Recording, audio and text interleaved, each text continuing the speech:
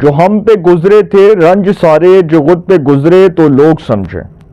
जो हम पे गुजरे थे रंज सारे, जो खुद पे गुजरे तो लोग समझे। जब अपनी अपनी मोहब्बतों के अजाब झेले तो लोग समझे। वो ख्वाब थे ही चंबेलियों से, वो ख्वाब थे ही चंबेलियों से, सो सब ने हाकिम की कर ली बैत। चंबेलियों की ऊँट से जो सांप निकले तो लोग समझे। 9 मई के केसेस में सजाएं होने के बाद तहरीक इंसाफ के लोग समझे। बिस्मिल्लाहिर्रहमानिर्रहीम, अस्सलाम वालेकुम। आप देख रहे हैं मुझे मेरे यूट्यूब चैनल पर और मैं मुज़म्मिल अवान इस खबर के साथ हाजिर हूँ कि फैसलाबाद की इंसदाद दहशत गर्दी की खसूसी अदालत ने 9 मई के केसेस में सरताज गिल, शिबली फराज, उमर अयूब, राय हैदर अली, मुर्तज़ा इकबाल, अली अफजल साई, जुनेद साई समेत 108 मुलजमान को 10-10 साल कैद की सजा सुना दी है। शाह महमूद कुरैशी के साहिबजादे ख्याल काश्तो, जैन कुरैशी, ख्याल काश्तो और फवाद चौधरी को बरी कर दिया गया क्योंकि सर ये 9 मई में मुलव्वस नहीं थे और 9 मई वाले दिन शाह महमूद कुरैशी तहरीक इंसाफ के वाइस चेयरमैन, वो 9 मई में बराह रास्त मुलव्वस नहीं थे। उन्होंने अदालत के सामने कसम भी उठाई थी। अब ये जो सजाएं हुई हैं, इट मीन्स के सर खान साहब की माफ़ी का रास्ता बंद हो चुका है। ये गरीब फकीर दरवेश आपको पहले दिन से ये बात कर रहा है और डे फर्स्ट से ये बात कर रहा है कि इमरान खान जो है वो पाकिस्तान की मुक़्तदरा का एक बार नहीं बारहा एतमाद तोड़ चुके हैं और पाकिस्तान की मुक़्तदरा 9 मई के ऊपर कॉम्प्रोमाइज़ करने के लिए तैयार नहीं है। 9 May is a tragedy, it's not a false flag operation. 9 मई 2023 को खान साहब की अलकादिर ट्रस्ट केस में जो पेशी थी, उस पेशी के मौका पर जब उनकी गिरफ्तारी के एकामात जारी किए गए तो तहरीक इंसाफ ने पूरे पाकिस्तान में इंतशार फैलाया, तोड़ फोड़ की, जलाओ गिराओ किया, इमलाक को नुकसान पहुंचाया। कोर कमांडर हाउस, फैसलाबाद में ISI का दफ्तर, उसके बाद मियाँ वाली में, फिर जिस तरह से मिलिट्री इंस्टॉलेशंस को नुकसान पहुंचाया, एस्टैब्लिशमेंट की सानवी हैसियत को चैलेंज किया, सर उस पर पाकिस्तान की मुक़्तदरा किसी सूरत भी कॉम्प्रोमाइज़ करने के लिए तैयार नहीं थी। और मैं तो आपको पहले दिन से कह रहा था कि 9 मई के हवाले से फैसले आने वाले हैं, 9 मई के हवाले से फैसले आ रहे हैं। सुप्रीम कोर्ट ऑफ पाकिस्तान ने ATC कोर्ट को, इंसदाद दहशत गर्दी की खसूसी अदालतों को ये डायरेक्शंस दी हुई थी कि आपने 5 अगस्त 2025 से पहले ये फैसले करने और ये फैसले आने शुरू हो गए। अभी तो सर अगस्त में बड़े फैसले आने हैं। अगस्त में तहरीक इंसाफ 5 अगस्त तक आप देखिएगा ऐसे झाड़ू फिर रहा होगा कि तहरीक इंसाफ का सफाया नजर आ रहा होगा आपको। तहरीक इंसाफ का असेंबलियों से सफाया हो रहा है। मैंने 82 लोग कहे थे, 108 लोगों के नाम आए हैं। जो लिस्ट है वो बहुत बड़ी है। सर दरअसल खान साहब ने सोचा था कि वो पाकिस्तान की मुक़्तदरा का एतमाद तोड़ेंगे और वो एतमाद को वो डिच करेंगे और वो एतमाद इतना आसान होगा कि खान साहब अपने आप को एक बहुत पॉपुलर लीडर कंसीडर कर रहे थे और वो समझ रहे थे कि शायद एस्टैब्लिशमेंट ये समझती है कि जी मेरा कोई मुतबादल नहीं है, क्योंकि खान साहब को 2022 तक तो यही सुहाने ख्वाब दिखाए गए थे। हमारे कुछ जब दोस्त इमरान खान साहब से मिले और उन्होंने भी उसी झूठ के ऊपर यकीन कर लिया जो खान साहब ने बोला था, और वो जो झूठ था कि जी साइफर एक हकीकत है, मुझे अमेरिका की साजिश के तहत हटाया गया, और जी वो जो था साइफर उसके अंदर लिखा था कि जी मुल्क के मुंतखब वज़ीर आज़म को फारिग कर दो, अमेरिका का ऑर्डर था और अमेरिका इस बात पर खौफज़दा था कि खान एक बहुत बड़ा लीडर बन जाएगा। तो खान साहब ने ये जो नैरेटिव बनाया था, इस पर हमारे कुछ सहाफ़ी दोस्त तो आज बड़े फॉर्म 47 की बात कर रहे हैं। खुदारा वो ये देखें कि 2018 में पाकिस्तान मुस्लिम लीग नून का मैंडेट कैसे चोरी किया गया, कैसे उसको चोरी करके खान साहब के पलड़े में डाला गया, फिर उनको वज़ीर आज़म बनाया गया। फिर यही खान साहब 9 मई 2023 तक अपनी वज़ारत उज़्मा 2022 में ख़त्म होने के बाद तक वो ये सुहाने ख्वाब देखते रहे कि जी अगर फैज़ चीफ ऑफ आर्मी स्टाफ नहीं बना तो चलो फैज़ के साथ मिलकर फिर 9 मई 2023 का प्लान बना लेते हैं। फिर वो 9 मई 2023 का प्लान भी चौकट हो गया, क्योंकि सर वो चीफ ऑफ आर्मी स्टाफ जो आज फील्ड मार्शल बन गया, उस वक्त तो वो चीफ ऑफ आर्मी स्टाफ थे ना, जनरल सैयद आसिम मुनीर। उनके खिलाफ एक हाई प्रोफाइल बगावत जो है उसको तैयार करना था और 9 मई की सूरत में वो हाई प्रोफाइल बगावत करवाने के लिए ये सारा प्लान जो है इसको तरतीब दिया गया।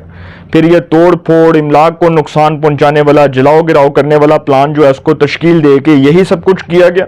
लेकिन उसमें तहरीक इंसाफ को नाकामी हुई, क्योंकि सर उस वक्त तहरीक इंसाफ इस गलत फहमी में थी कि शायद हम मिलिट्री इंस्टॉलेशंस को, पाकिस्तान की इस्टेब्लिशमेंट को टारगेट करेंगे तो लोग हमारे साथ हमदर्दियां समेटेंगे और दुनिया भर में हमारी वाह वाह हो जाएगी। तो सर ये पाकिस्तान है, ये पाकिस्तान है। पाकिस्तान की इस्टेब्लिशमेंट पाकिस्तान की एक तल्ख हकीकत है।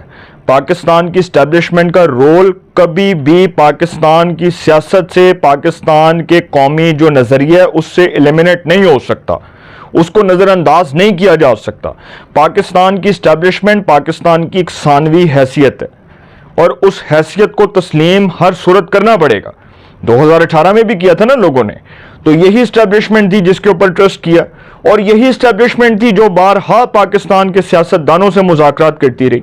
आप देख लें कि माजी के अंदर मिसालें मौजूद हैं कि जनरल इशफाक परवेज़ कैनी बतौर नुमाइंदा DGISI मोहतरमा शहीद बेनज़ीर भुट्टो से कतर में 2 साल मुज़ाकरात कर रहे थे। 2 साल तक उनके मुज़ाकरात होते रहे कि इस खबर का कानो कान उस वक्त के चीफ ऑफ आर्मी स्टाफ, उस वक्त के सदर मुमलिकत जनाब जनरल परवेज़ मुशर्रफ को इल्म ही नहीं हुआ।